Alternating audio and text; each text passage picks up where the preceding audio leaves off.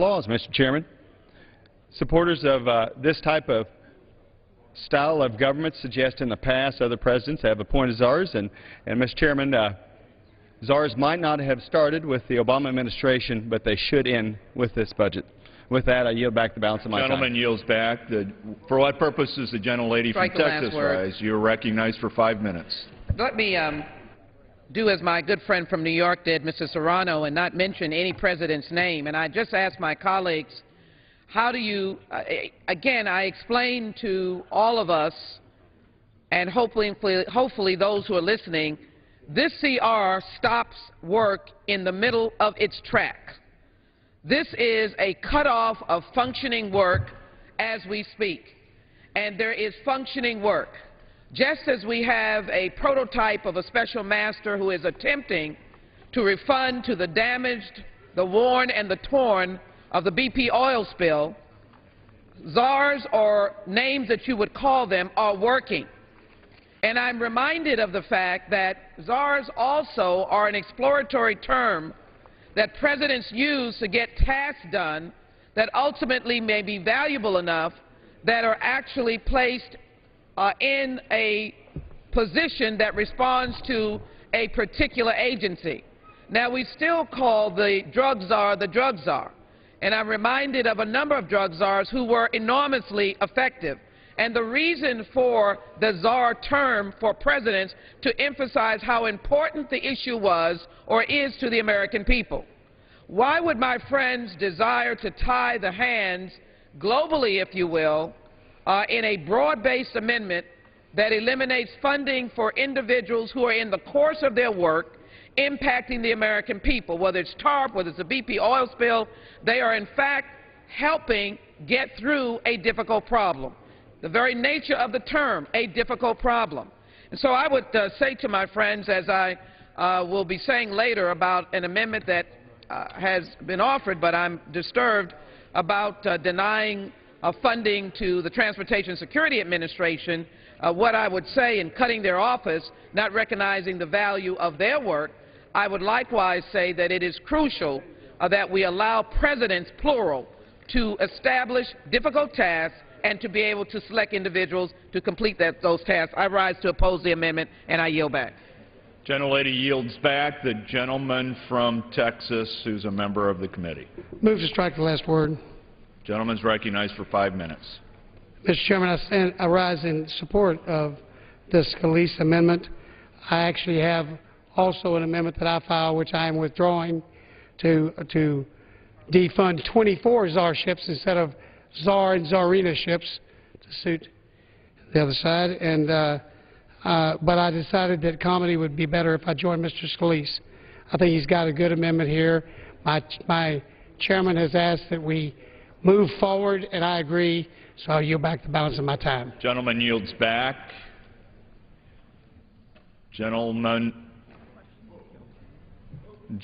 from California. I rise for what purpose? Move to strike the last word. Gentlelady's recognized for 5 minutes. Mr. Speaker, I rise on this amendment that's being offered by the gentleman from Louisiana, Mr. Scalise. And I just want to say at the outset that I don't think any of this is a joke. First of all, czars and czarinas are from Russia. This is the United States of America. And I think that throwing this kind of terminology around is really not befitting of the House and what we do. If we disagree with policy, and we do, we debate that. If, in fact, there are people that work in the government that are policy advisors and have no legal weight to their position, so be it. Most frankly, every single one of us have them in our offices. Your chiefs of staff, your policy advisors on legislation, they don't carry any legal weight, but they are policy advisors to us. This particular target is to one individual. One individual. This is very unusual, where you go after one individual in the middle of a bureaucracy who is the Chief Diversity Officer at the FCC, the Federal Communications Commission. And this individual is in charge of expanding opportunities for women, minorities, and small businesses to participate in the communications marketplace. Now, I think one of the things that is absolutely goes to the core of democracy is how many voices speak to the many, whether there is media consolidation in this country or not. There's some right-wing radio people that seem to dislike this person. I don't really agree with these right-wing radio talk show hosts, nor do I care to jump into what they dislike about this individual. But to bring something like this to the floor of the House, where an individual is working to expand opportunities for women, minorities, and small businesses in appropriate role, participating in the communications marketplace, I think is an amendment that is not worthy of the support of members. Will the gentlewoman yield? I'd be glad to. I thank the gentleman for yielding, and there are a number of positions here. Many of them are vacant. I want to stress again, I have not heard a defense of the proposal that we remove from the federal government the highest profile individual charged with controlling compensation excesses at 4 companies which continue to be the recipients of special assistance. I do not understand this desire to free AIG from restrictions. And General Motors and Chrysler, they've been successful, and I'm glad, but they owe the federal government money. Ally, the financial company, owes the federal government money. I do not understand. You can go one by one, and I haven't heard a defense of it. Why would we say that the individual most responsible for limiting excessive compensation to TARP recipients should no longer be able to work with the federal government, and no one should be able to fill that position? I thank the gentlewoman. Reclaiming my time, I don't know how much time I have left, but I think that we need to start rethinking some of this. I can't help but think that campaign ads should just be played on the floor, get it out of everybody's system on the czar issue, and move on. But these are individuals that are carrying out their duties in the executive branch. If you want to vote against expanding opportunities for women and minorities in the media, then do an amendment on that. Why saw this guy's head off? Because some talk show host says so? So I think that this is poorly devised, poorly thought out, and does no grace to the House of Representatives. I appreciate and associate myself with your remarks. Did you mention that the Associate General Counsel and Chief Diversity Officer of the Federal Communications is cut out of this as well? Yes, I mean, that's what's in the amendment. Shocking. That's what's in the amendment. Yeah. Let's vote. Gentlelady's time has expired. For what purpose does the gentleman from Louisiana rise? Mr. Chairman, I move to strike the last word. Gentleman's recognized for 5 minutes. Thank you, Mr. Chairman. No, I have not spoken. Oh, That seems to be confusing. did you offer the amendment? Thank you, Mr. Chairman. I rise in very strong support of the Scalise amendment, and let me explain why. One word: accountability. Americans across this country are tired of the lack of accountability. They want to know what's going on with their government, and they're tired of empty platitudes. We've seen this when we've brought cabinet secretaries and others who are in official positions in front of our committees, and we can't get answers to simple questions on energy policy, tax policy, health care policy. No, we get empty platitudes because the policy is being formulated in the White House with these so-called advisors, these czars, or whatever you want to call them. But I just want to point out something that when we had this situation with the oil spill in the Gulf of Mexico, and a panel of experts, engineers, scientists, came forth and looked at this and gave their initial report, there was no recommendation for an industry-wide moratorium on drilling. And they issued a formal report. And what happened? This formal report was altered after the fact by somebody within the White House, the so-called special assistant to the president for energy and climate change. Now, this is not the kind of open and transparent policy making that the American people deserve and demand. And I think in the last election they spoke out because they did not like what was happening, the lack of oversight. And if this Congress is going to do oversight, we have to have access to those who make the policy and get answers. And when we get railroaded and the runaround and just empty platitudes time and time again, whether it's on health care policy or energy policy or tax policy, trade policy, whatever it is, that's not what the American people want. And if this Congress is going to be able to legislate and do right by the American people, we have to be able to get the information from this White House.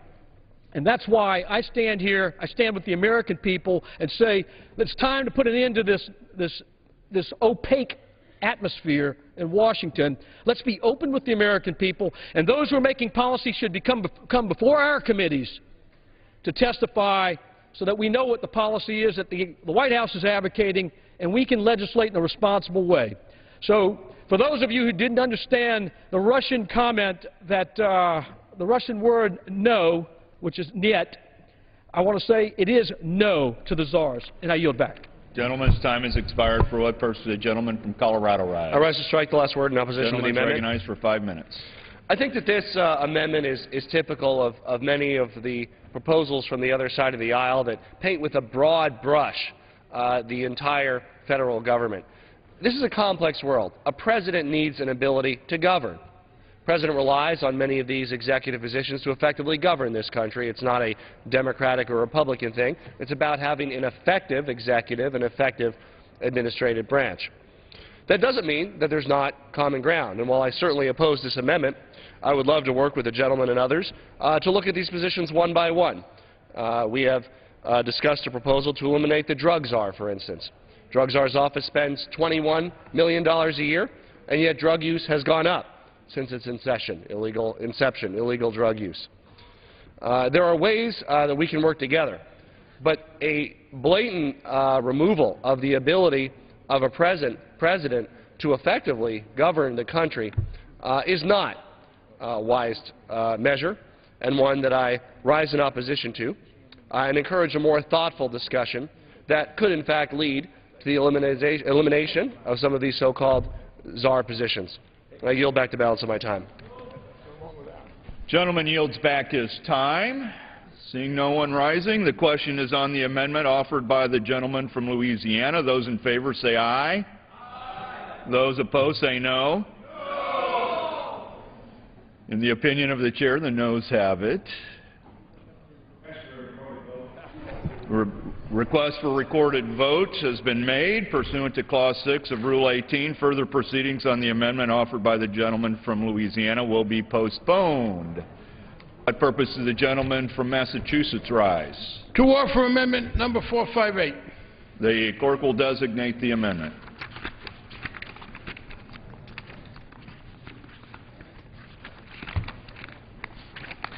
Amendment number 458, printed in the Congressional Record, offered by Mr. Frank of Massachusetts.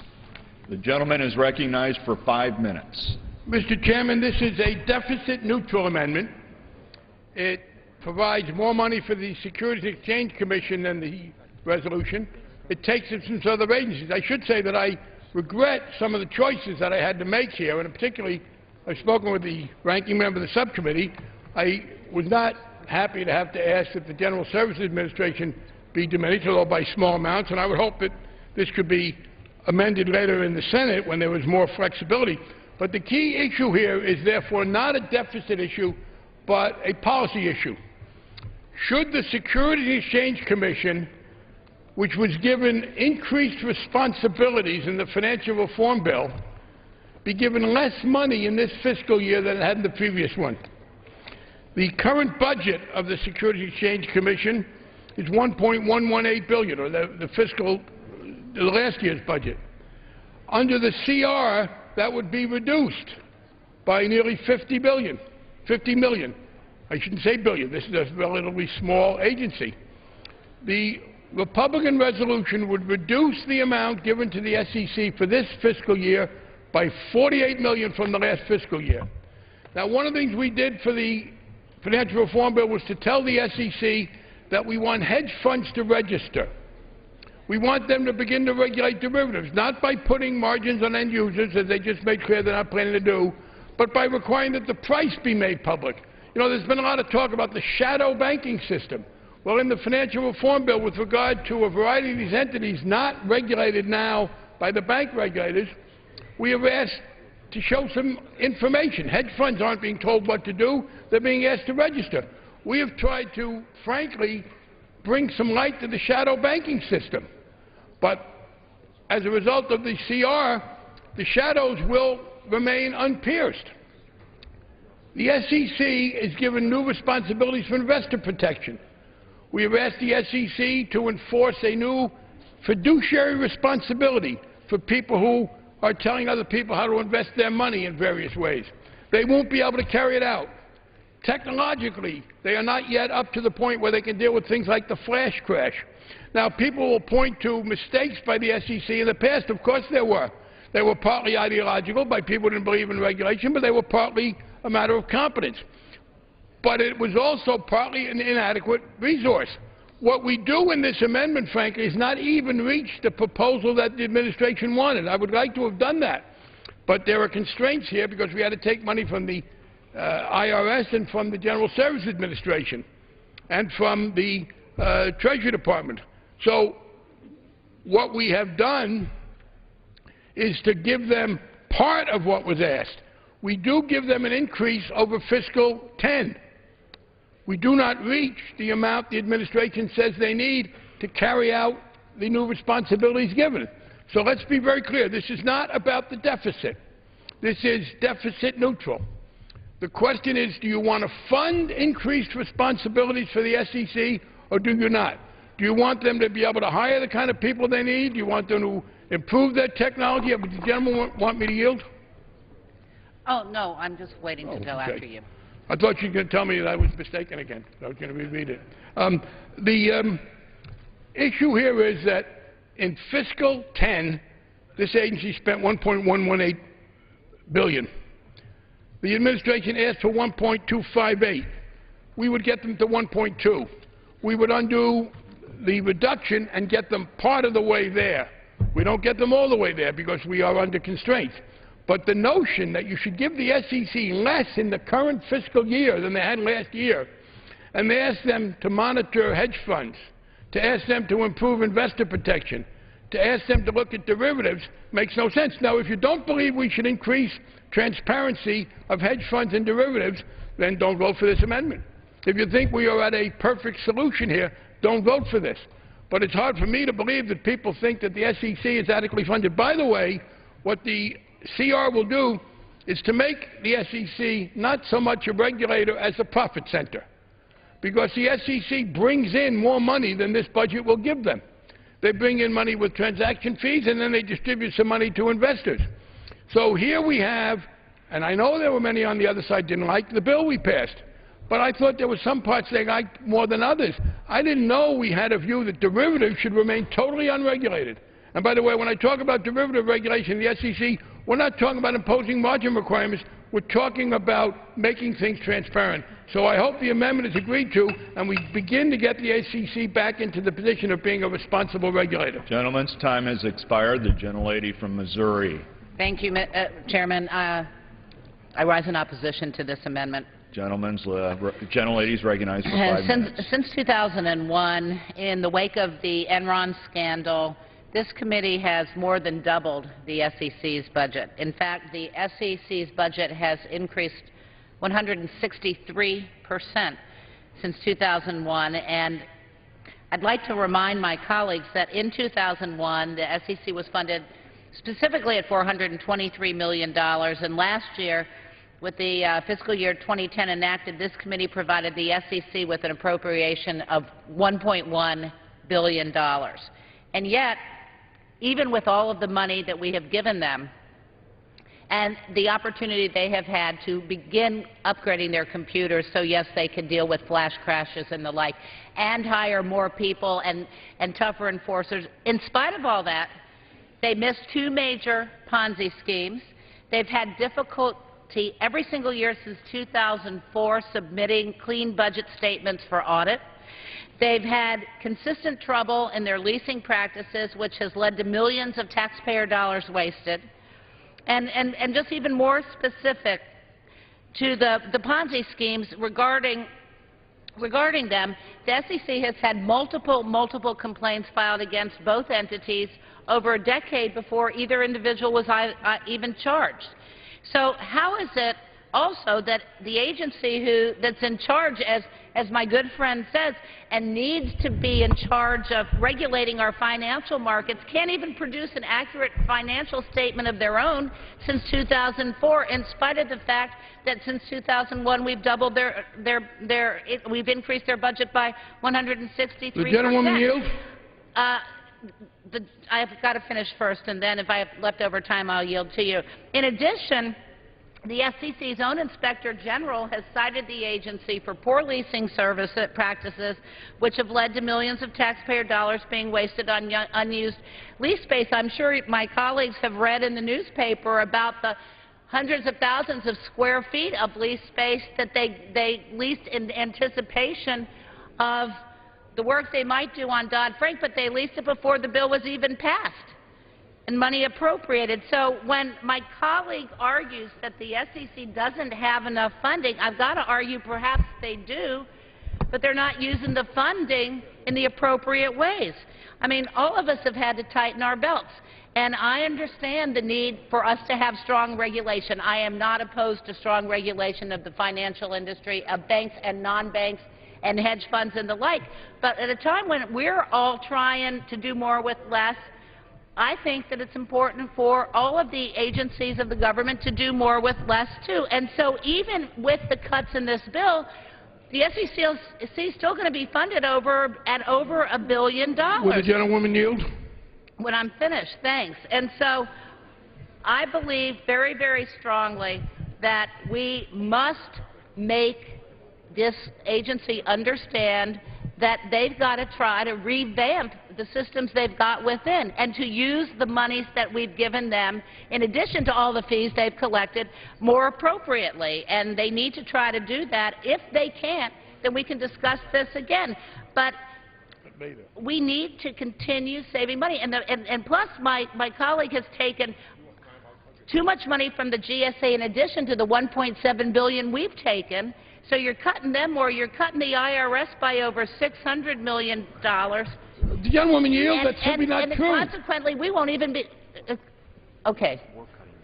We are cutting the IRS. We are cutting the IRS by over $600 million. Yes, you are. Excuse me for I misspoke. I didn't mean you were cutting it.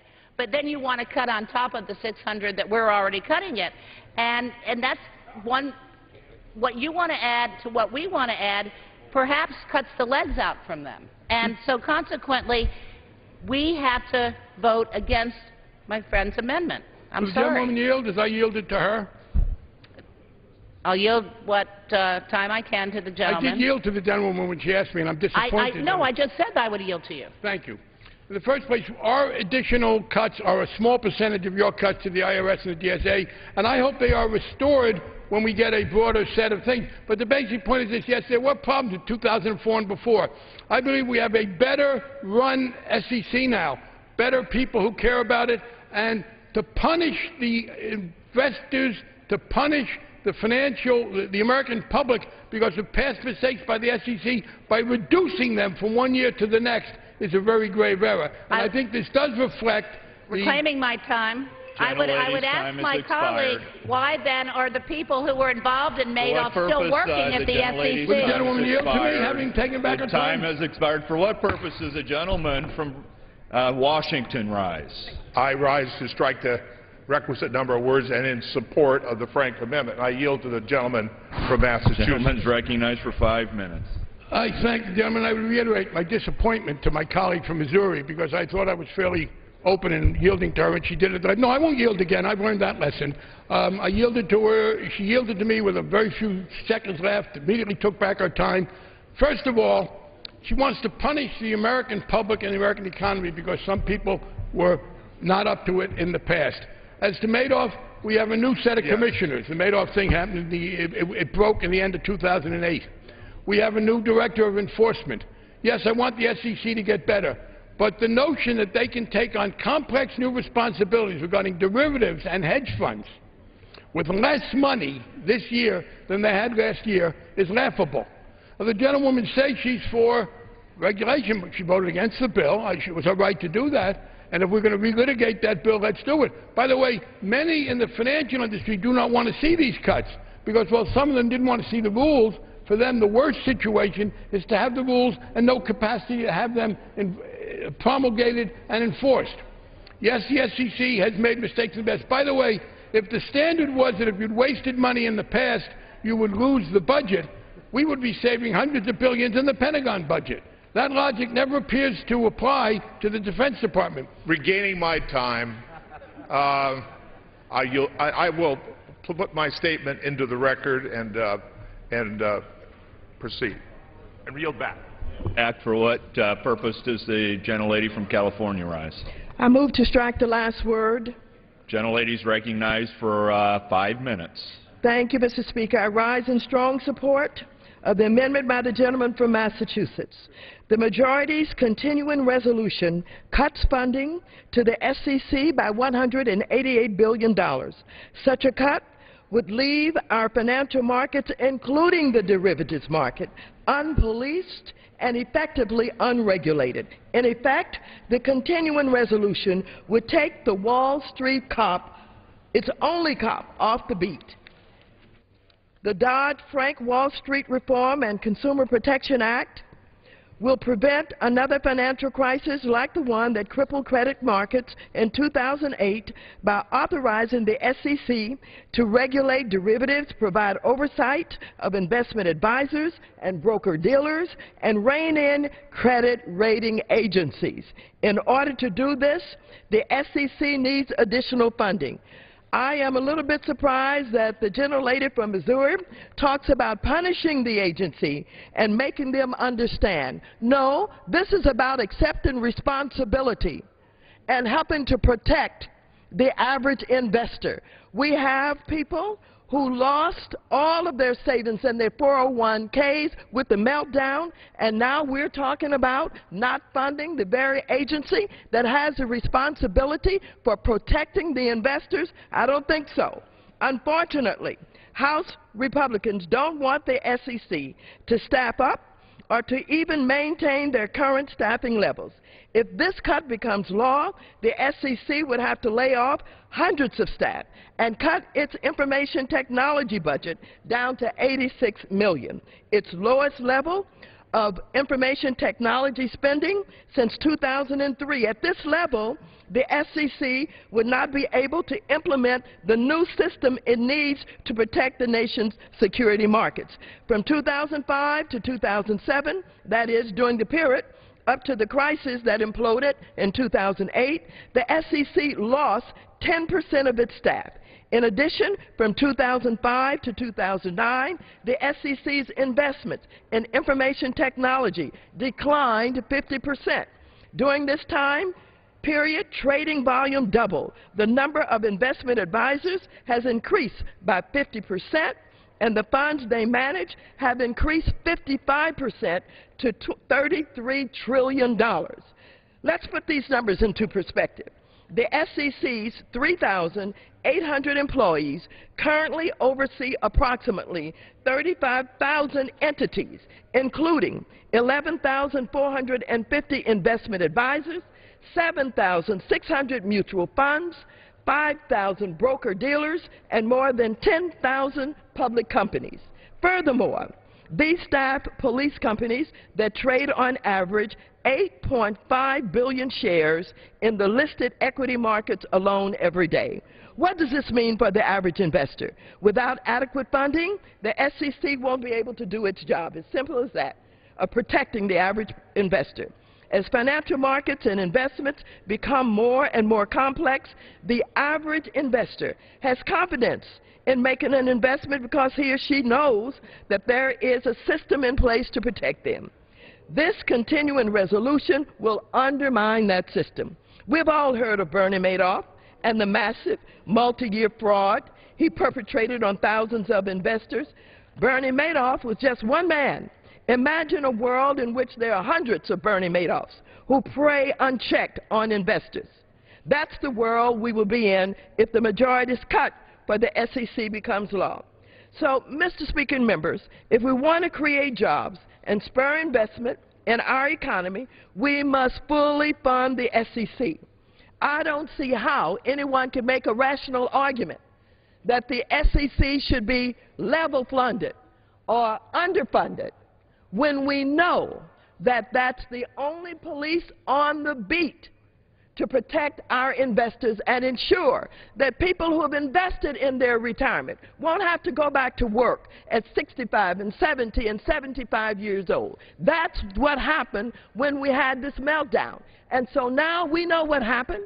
We have good management over there. We have people who understand what they need. They have come to people who have been elected and sent to Congress to do a job. That job is to look out for the average person, the average Americans. All of our constituents are not interested in punishing the SEC. They want to make it work. And I submit to you that this amendment is important to help make it work. Do not follow the lead of the people on the opposite side of the aisle who would endanger all of us and all of our investors. Lady's time has expired. For what? Maloney on here. For what purpose does the gentleman from New Jersey rise? To strike the last word. Gentleman's recognized for 5 minutes. Thank the chair, and I thank the gentlelady from California on her opening comment with regard to accepting responsibility, and I think that's all that this side of the aisle has been ever asking for when it comes to the SEC, to accept the responsibility of their past poor performance in so many different ways. You know, when you think about it, you see? I did not yield, but I appreciate the gentleman's comment. So, in any other realm of life, personal life, business life, or whatever, when you have a failed business, what have you, when you had failed portions of that company and they fail in their performance, is the response that, well, the solution to that problem is more people, more authority, and more money?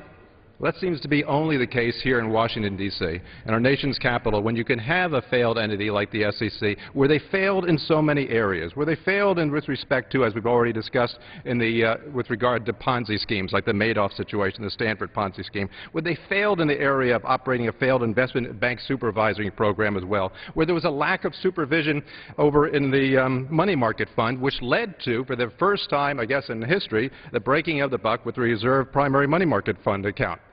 They failed in all these areas. And what is Washington's response, or at least what is the response from the other side of the aisle? Let's give them more money. Now, the irony here is that they come to the gentleman from Massachusetts comes to the floor today to enhance their funding. But if I remember correctly, the Democrats controlled this House, what, from 2007 to 2010. They had all that time to go in and do a complete audit of these agencies. They had all those 4 years to look at them to see where they were making mistakes, how to fix them, improve them, and then increase their resources. But they failed to do that during the last 4 years, and now in this CR they say this is the time to do so. You know, the gentlelady talked about punishing the agencies. Well, they are punishing people. They're punishing the enforcement folks over at the GSAs. They're punishing the folks in enforcement over the IRS. And I would question the gentleman from Massachusetts before he put in this language. Did you contact any one of those agencies to see what the implications would be on those agencies for cutting to the extent that you are here? And I will yield to the gentleman from Massachusetts. Thank you. Yes, I think it is unfortunate. Of course, our cuts are much smaller by multiples than the cuts inflicted by the subcommittee majority, and I hope by showing well, the gentleman with this answer the question. May I finish my answer? Well, did you contact those agencies was my question. I spoke to the people at the subcommittee who'd worked on them, and I think the cuts are too deep. Well, and I hope reclaiming my time. I apologize for taking the gentleman wanted an answer. It is Gentleman from a New simple Jersey. question to ask, that when you come to the floor with an amendment to say that we're going to take money and yank money out of one agency has a primary responsibility to the members of the public of this country to first go to those agencies and ask, well, what impact will they have? It's not a matter whether other amendments are coming down that will have larger or more de minimis impact. It's incumbent upon the gentleman from Massachusetts to do his research before he comes to the floor with his amendment. I'm sorry to see that he did not. Finally, as well, he comes to the floor with this amendment saying, well, we need to do this action now. Don't look back at their past poor performance. Let's take this action now. I remind the gentleman, who was the author of the Dodd-Frank reform legislation, that his very own legislation mandated a study. It was in Section 967 to reform the operation of the SEC, and it asked to do a study in that to see how the reform has occurred. Well, why don't we wait for the studies to come out, for the information to come out, to see whether or not the SEC has changed its performance? Look, even after they've lost their majority, we see the conduct of the SEC, and it still continues to fail. Look, even now we see that they are under investigation by the Inspector General. Why? For allegedly leasing more space before receiving funds to do so. So they've had a poor track record in the past. Unfortunately, in some areas today, I'm sorry to say, they still have a poor track record right now with regard to their finances, and who knows where they will be in the future. Now is not the time to say, let's just throw out more money to them. And when we talk about throwing out more money, I just harken back to a comment that the gentleman from Massachusetts made just earlier this week. We were looking at the actions of the SEC, and we were looking at the actions of the CFTC in a hearing just the other day. And whereas our side of the aisle, Republicans, were looking at this issue and saying, what can we do to honestly reform and make the rulemaking process and the rules that have come out more consistent and proper and be able to perform better in the regulatory climate, their side of the aisle was doing the same thing this week as they are on the floor right now, saying the answer to everything is what? More money. He said it in committee. He's saying it on the floor right now. The answer to every single problem, I must tell the Chair, and the American people know as well, is not paying more money for programs. It's making sure that those agencies perform correctly. And that's what this side of the aisle is all about. With that, I yield. Gentleman's time has expired. The gentleman from Pennsylvania from the committee is recognized. I seek to strike the requisite number of Gentleman words. is recognized for 5 minutes. During the campaign season, there was a meeting with the Wall Street barons by the leaders of the other side, and they promised them exactly this, that they were going to essentially go back to an unregulated system. It almost bankrupted the entire country. I want to yield the remainder of my time to the gentleman from Massachusetts, and the American public should not be fooled again by people on the other side saying that somehow they're doing this to protect their interests on Wall Street. I thank the gentleman. The gentleman from New Jersey asked me a question. I foolishly thought he wanted an answer, and I apologize for my false assumption. The answer is that I know that the proposals we have made to reduce at the GSA and the IRS go too far. I will point out again that they are a small percentage of the very deep reductions made by the subcommittee. The problem we had is, under the very restrictive rules, we had to choose among certain agencies. My hope is that the House will demonstrate its support for increased funding for the SEC, and when it gets to the Senate, they will have more flexibility and can take it from elsewhere. And we will see fiscal discipline imposed in some other places. I did not call those agencies because I knew what their answer was. I knew it from the ranking member of the subcommittee, that the chairwoman, in my judgment, of the subcommittee had already cut them too deeply. We had no options.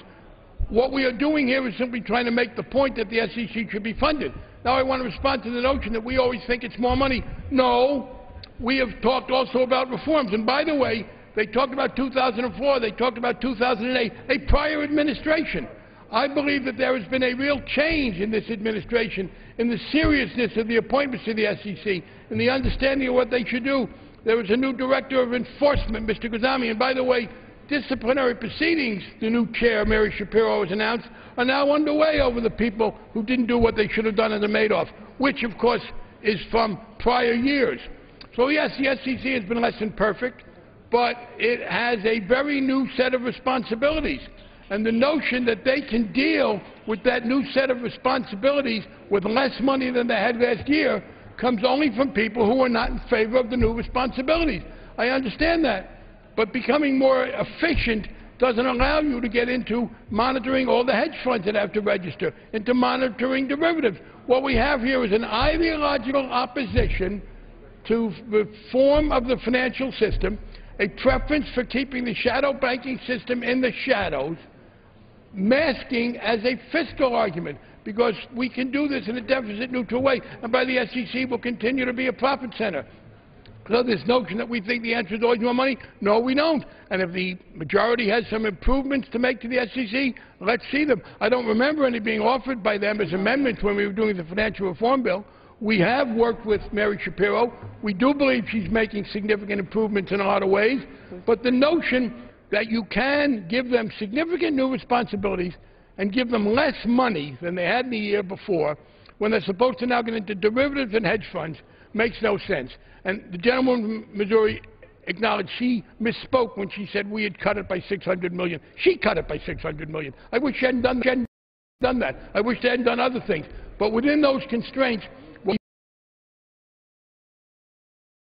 believe the SEC should get some of the funding, not all that it asked for, not all the administration asked for. And what we have here is a test about whether or not people want to support the deregulation of the financial system. They want to keep the shadow banking system in the shadows, and I believe the answer is that we shouldn't. Would the gentleman yield? I thank the gentleman from Pennsylvania. Will the gentleman yield? I yield back the remainder of my time, and I'll be glad to yield to the gentleman. Does the gentleman yield? I yield back the balance of my time. Gentleman yields back the balance of his time. For what purpose does the gentlelady from New York rise? I seek to strike the last word. Gentlelady is recognized for 5 minutes. I rise in strong support for accountability and oversight, and strong support for the Frank Amendment that would help give the tools to the SEC so that they could better enforce the laws of this country. Our Republican colleagues have proposed that the SEC's budget should be cut back to roughly 2008 levels. But I can hardly imagine that anyone in this body on either side of the aisle is pleased at the level of oversight that was performed by the SEC in 2008, the year the economy cratered under the Bush administration. And according to the SEC Inspector General, the Republican proposal would force the agency to let go 600 in staff, right when we need more activity by the SEC and oversight.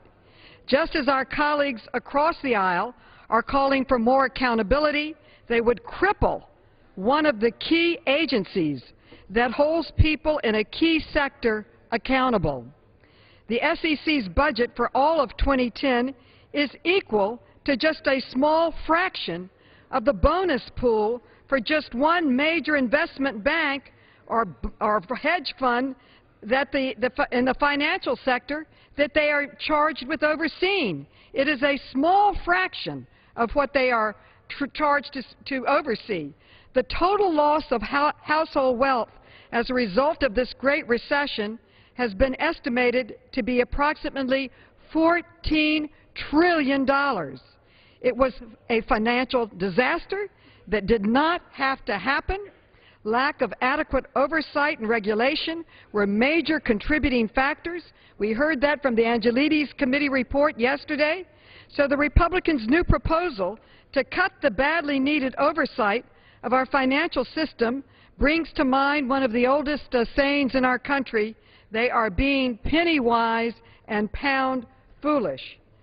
The majority party is basically resisting any increase in the funding for the cops, the major cops on the financial beat. They apparently can look back on the carnage of the past years, look at the way the middle class has been brutalized, at how people have had their dreams stolen in this recession, how their hopes were crushed, and declare that the status quo is just fine, thank you. We're not even going to fund it at the status quo. At the time that we had the great debacle and crash of our financial system, they want to defund it even more. I really do not agree. I feel strongly about it. This is a huge mistake. Let me finish my statement, please. They would deny the needed, relatively modest funding that is required to begin supervising over-the-counter derivatives trading. Let's take a look at some of the numbers. The over-the-counter derivatives market is valued at about $600 trillion.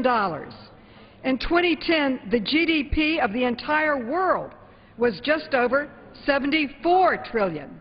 The infamous flash crash on May 6th temporarily wiped out of our economy $1 trillion. In 2010, the budget for the entire CFTC was just $169 million.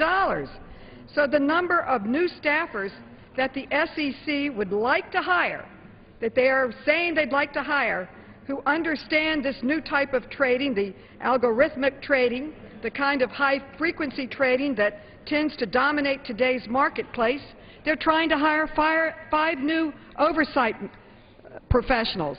And the number of such specialists that the opposing party seems willing to fund is absolutely zero. So you can have no one looking over this new type of trading. So zero is the level of effort that the Republicans seem willing to make to see to it that we don't suffer through another great recession and to make sure that a Bernie Madoff doesn't happen again. So this is not the way to proceed. We should fund them appropriately so they can oversee the new Dodd-Frank bill that requires many new studies and new rules and give this country the protection they need from risky trading. How can we enforce to see that the capital markets and the leverage rules that we're putting in place are enforced? We can't do that unless the SEC is properly funded. This is an important amendment. I think it's one of the most important before this Congress. I urge my colleagues on both sides of the aisle to support the Frank Amendment so that we can oversee the financial markets and make sure that they're enforced and that the American investor, the American public, is protected. I yield back the balance of my time. Gentlelady yields back the balance of her time. For what purpose does the gentleman from Tennessee rise? Missouri. Missouri. Gentleman from Missouri. I move to strike the last word, Madam Speaker. Gentleman from Missouri is recognized for 5 minutes. Thank you. Just wanted to put a few comments on the record with regards to the last speaker, the gentlelady from New York's impassioned speech there. I serve on the same committee that she does. I heard the same testimony yesterday.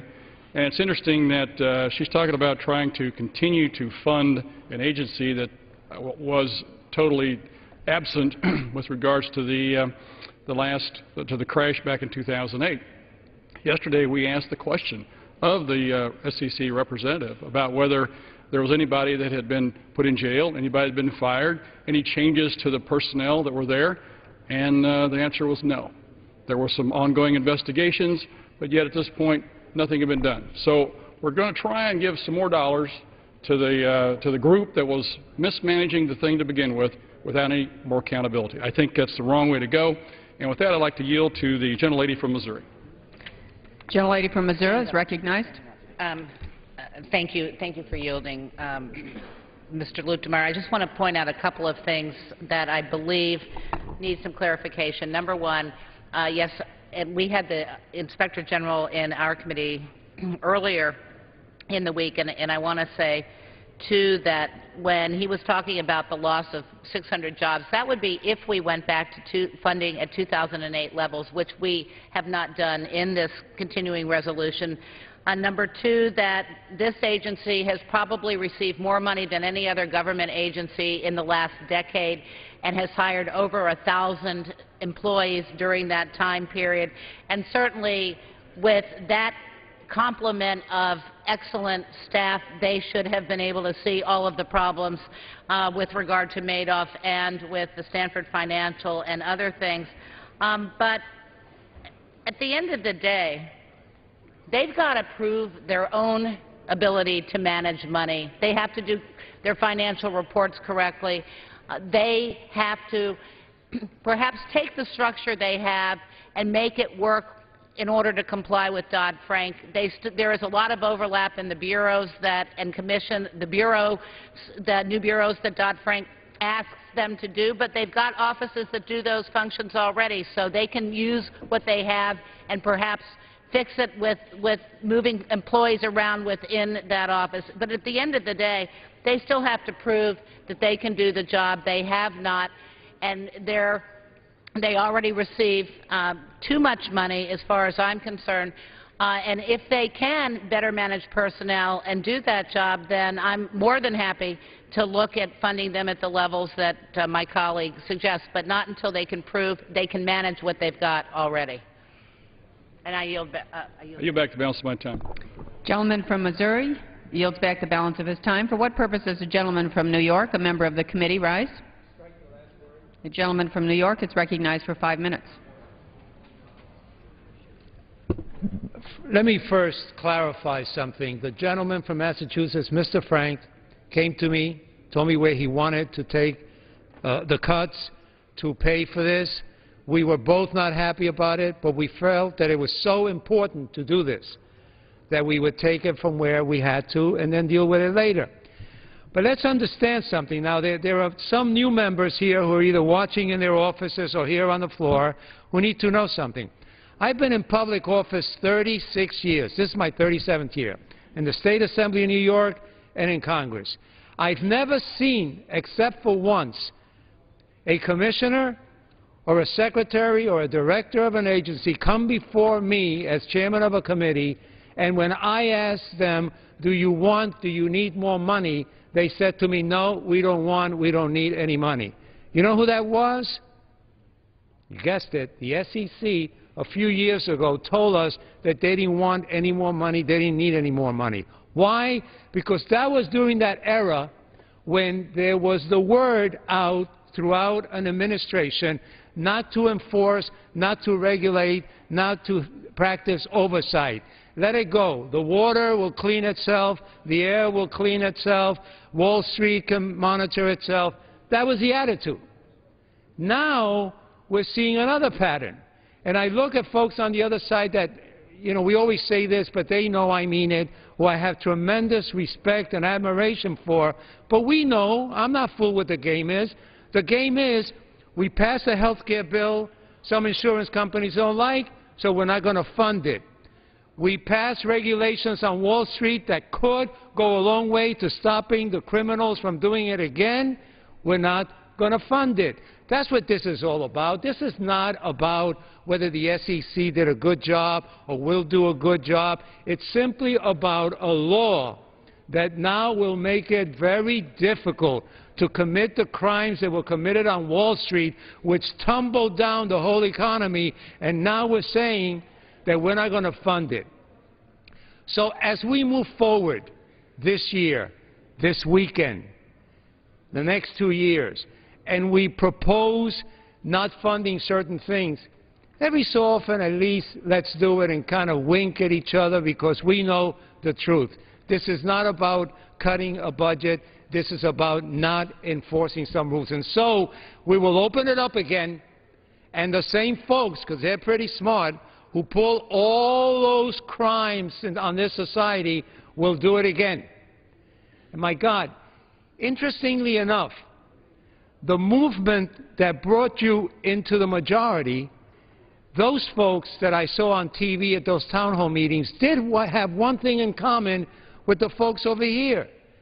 They agreed that something had to be done to the folks on Wall Street, that they couldn't run amok and go crazy again. That was the one thing we agreed on. So it could be that this time you're running counter to your own base. Not that I should advise you on that, but running counter to your own base because they want Wall Street police. So the SEC needs to enforce this bill, and if you really want to undo Dodd-Frank, then try what you're doing with health care, which is to change the law.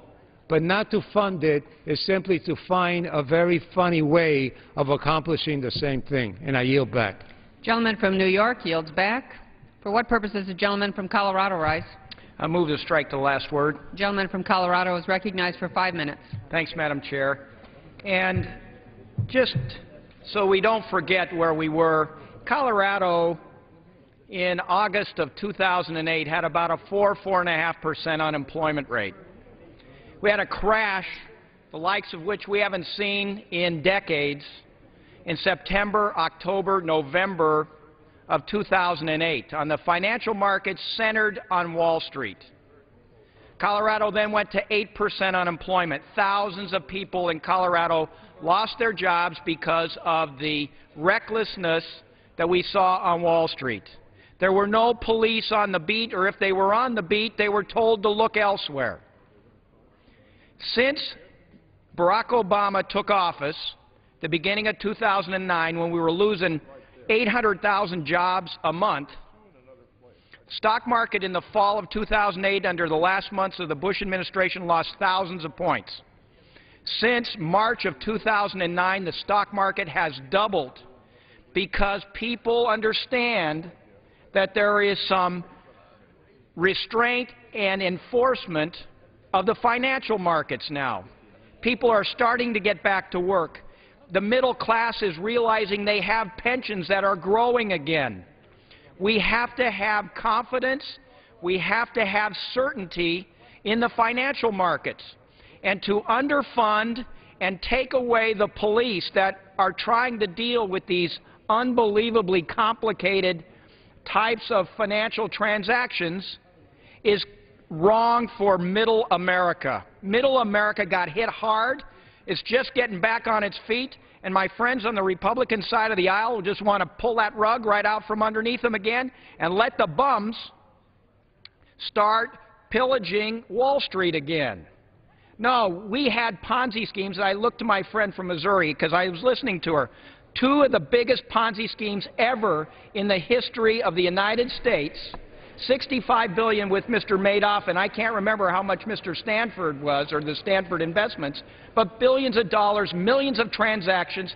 We had testimony in our committee that the SEC, during the period from about 2001 to 2007, was notified 21 times during that period about Mr. Madoff, and they did nothing. So now we finally have certainty back in the marketplace. The market's risen by double. Yield just for a second? Just one sec. I will yield to my friend. The market has doubled, and now we want to take those police back off the beat when middle America is strengthening itself again. So I yield to my friend from Missouri. I just want to add, or perhaps comment to my good friend from Colorado, that the IG said to our committee, our subcommittee, that it wasn't for lack of resources, since we have increased that budget for 163% over the last 10 years. It wasn't for lack of resources, but rather the staff working within the SEC did not perform their duties properly. Reclaiming my time, I'd say resources have now been added and they're performing their duties, and the stock market has doubled so that the people in Colorado, the moms and pops of middle America, finally see their pensions growing again. So much wealth was lost because of what happened on Wall Street, whether it was out-and-out fraud like in Madoff or just recklessness. We can't have that anymore. That almost brought this country to its knees, and this cut to the SEC is just very misplaced. We can't forget what happened 2 years ago. With that, I yield back to the chair. Gentleman yields back the balance of his time. For what purpose does the gentleman from Texas rise? Like the last word. Gentleman from Texas is recognized for 5 minutes. Thank you, Madam Speaker. Madam Speaker, I think I now understand what Dr. King meant when he said that the truest measure of the person is not where the person stands in times of comfort and convenience, but rather where do you stand in times of great challenge and controversy. This is a time of challenge and controversy that will measure our truest measure as people of goodwill. I ask anyone to show me the empirical evidence connoting that we should reduce funds to get better service, to get better scrutiny, to get better cops on the beat with the SEC. Every police department in this country has some problem or has had some problem. No one would say, let's eliminate the police department because it has not performed up to a standard of 100%. The SEC is not perfect, but what it does is this. It oversees 38,000 entities. 11,450 investment advisors. And these investment advisors are managing $33 trillion. Some things bear repeating. These investment advisors, 11,450 of them, are managing $33 trillion. Do we really want to take the cops off the beat? Would we ever make such an announcement as it relates to any police department in this country? Let us stop for just a moment and take a deep breath and understand what is about to take place here. We are about to send a signal to those who would perform dastardly deeds that we are going to allow you to do this with impunity. Not because we want you to do so ostensibly, but because there will not be the deterrent in place that we know should exist to prevent them from doing these dastardly deeds. So I'm going to ask all of my friends on both sides to stop, take a deep breath, and let us ask ourselves, in this time of challenge and controversy, will we prevent the SEC from overseeing these 7,600 mutual funds as they properly should, from overseeing the 5,000 broker-dealers as they properly should, from overseeing more than 10,000 companies as they properly should, 35,000 entities as they properly should? This is a time of challenge and controversy. And I'm proud to say that I'm going to stand for making sure that those who invest are properly protected. This is our time. This is a moment to stand up and be counted. And I hope that every investor out there will look to see who stood for making sure that investments are properly protected and that the integrity of the system is properly in place. I stand for doing the right thing. And the right thing is to make sure that this SEC has the right amount of capital in place to protect our investors and our investments. And I thank you for the time. I yield back. Gentleman from Texas, yield.